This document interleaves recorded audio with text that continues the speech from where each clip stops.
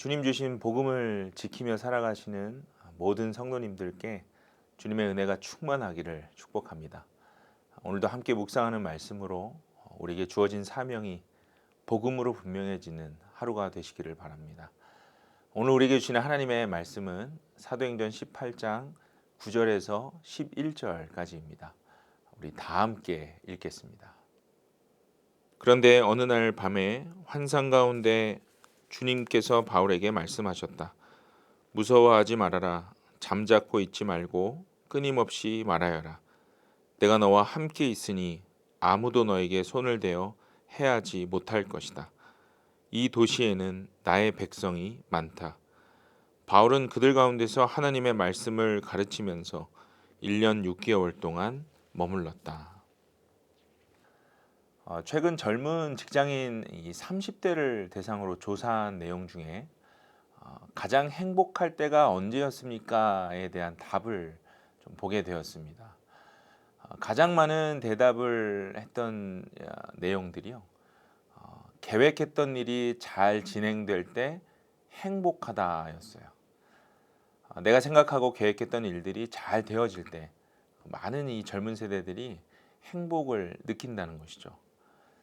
그러나 이것을 반대로 생각해 보면 자신이 계획했던 일이 잘 되어지지 않을 때에는 불행을 느낄 수도 있다는 것입니다. 위의 조사를 토대로 한다면 내가 계획했던 삶을 영위하기에는 결코 녹록치 않은 현실이기 때문에 우리 인생의 대부분은 행복보다는 불행의 시간이 더 많아질 수 있다라는 결론을 내릴 수 있게 됩니다.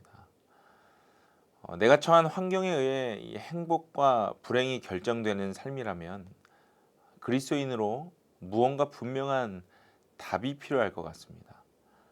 오늘 사도 바울은 이 부분에 대해서 우리에게 아주 중요한 메시지를 던져주고 있습니다. 오늘 본문은 이 바울이 고린도 지역에서 복음을 전하던 상황을 기록하고 있죠. 그동안 바울은 이 성령님의 전적인 인도와 보호로 아주 순탄하게 복음을 전하면서 사역을 이어갈 수 있었습니다. 특히 1차 전도 여행 중에는 성령의 역사가 아주 강력했죠. 그러나 지금 이 고린도 지역에서 복음을 전할 때에는 좀 달랐습니다. 이전과 같이 순탄치 않았다는 것이죠. 이 고린도에 머물러 있었던 유대인들이 바울을 아주 적극적으로 대적했기 때문입니다. 사실 바울은 이전에 이런 비슷한 박해가 있을 때에 바로 다른 도시로 옮겨갔었습니다. 그러나 이번에는 좀 달랐다는 거예요. 이 박해가 있던 곳을 떠나서 다른 지역을 위해 기도하려던 이 바울에게 오늘 본문에 주님께서 환상 가운데 나타나셔서 이렇게 말씀하셨다는 것이죠. 오늘 9절과 10절입니다. 무서워하지 말아라. 잠자코 있지 말고 끊임없이 말하여라. 내가 너와 함께 있으니 아무도 너에게 손을 대어 해하지 못할 것이다. 이 도시에는 나의 백성이 많다라고 말씀하셨어요. 이전과 다른 또는 내가 계획했던 것과 다른 대답이 하나님께로부터 전달되었습니다. 여러분 이 대답을 들은 바울이 그때 어떠했을까요? 사실 우리 신앙생활 가운데 가장 힘든 것 중에 하나가 이런 것이 아니겠습니까? 내 뜻과 하나님의 뜻이 다를 때 우리는 영적인 어떤 벽에 부딪힌 것과 같은 그런 어려움을 겪습니다. 바울도 마찬가지였을 거예요. 그동안 해왔던 패턴대로라면 하나님은 자신의 생각에 동의해 주셔야 하죠. 그런데 전혀 반대의 말씀을 하시는 거예요. 여기서 우리는 때로는 어떨 때는요 불행이라는 것을 느끼게 됩니다.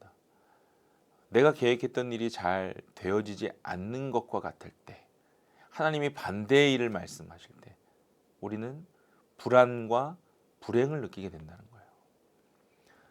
그런데 여러분 오늘 바울의 결정을 한번 보세요. 바울은 이 하나님의 말씀에 순종하여서 고린도에서 1년 6개월을 더 머물면서 복음을 전합니다.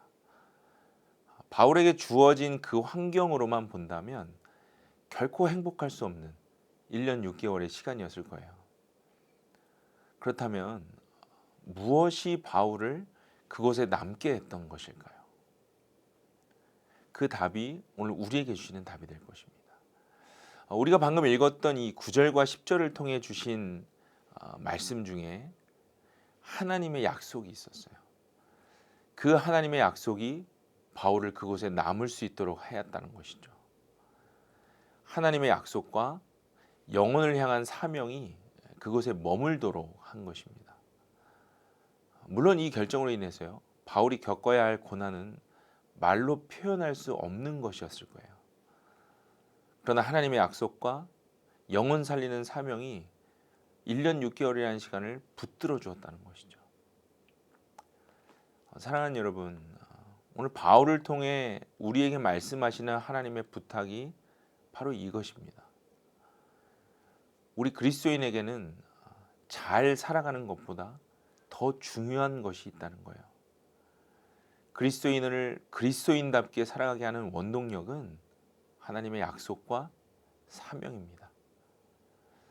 이 두 가지가 분명해진 바울이요, 그 후로 1년 6개월 동안 고린도에서 복음을 전하면서 그 긴 시간 이 데살로니가 교회 교인들에게 편지를 썼어요. 그것이 데살로니가 전후서죠. 가장 대표되는 말씀이 무엇입니까? 항상 기뻐하고 쉬지 말고 기도하고 범사에 감사하라 했어요. 여러분, 그런 상황 속에 어떠한 이러한 고백이 가능했을까요? 비록 세상 사람들에게는 보잘것없고 또 초라해 보여도 기쁨과 감사로 충만한 행복을 누리고 있었기 때문입니다. 어떤 기쁨과 감사였을까요? 오늘 본문 10절에 이 도시에는 나의 백성이 많다라는 그 하나님의 부탁을 거룩한 부담으로 안고 잃어버린 영혼을 향해 소망의 복음을 전할 때 주시는 그 기쁨과 감사였을 것입니다. 영혼이 다시 살아나는 것을 목격하는 기쁨이에요. 사랑하는 여러분, 이것이 우리가 삶으로 감당해야 할 그리스도인의 사명입니다. 오늘 본문을 보세요. 끊임없이 복음을 전해야 한다고 부탁하셨어요. 그리고 그 이후에 일어날 일들은 하나님께서 책임지실 영역이라고 약속하시는 거예요. 내가 너와 함께 있으니 아무도 너에게 손을 대어 해하지 못할 것이다. 실제로 오늘 우리가 묵상하고 있는 이 18장 전체 이 한 장만 보더라도 하나님께서 실제로 그렇게 바울에게 하고 계셨다는 거예요. 먹고 사는 문제에 부딪혔을 때에 브리스길라와 아굴라 부부를 미리 예비하셔서 만나게 하셨고 걱정했던 그 먹고 사는 문제를 해결하셨습니다. 디디오 유스도라는 이방 사람들을 미리 예비하셔서 결국 그의 집을 예배당으로 사용할 수 있게 하셨어요. 많은 핍박을 그렇게 대체해 주셨다는 것이죠. 내가 너와 함께 있으니 아무도 너에게 손을 대어 해하지 못하고 내가 생각하는 영역보다 더 세밀하게 인도할 것이라는 사실을 하나님이 그렇게 미리 앞서 보여주셨다는 거예요.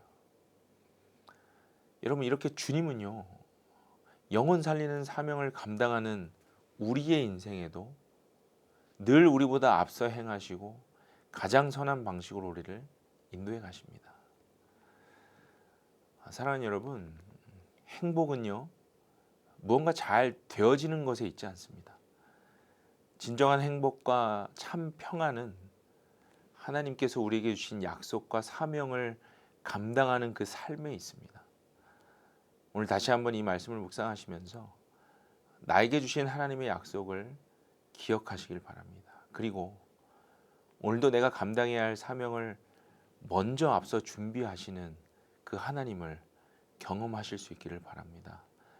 그때에 우리는 그리스도인답게 오늘을 기쁨으로 승리할 것입니다.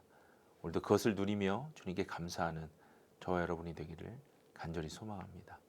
함께 기도하겠습니다. 하나님,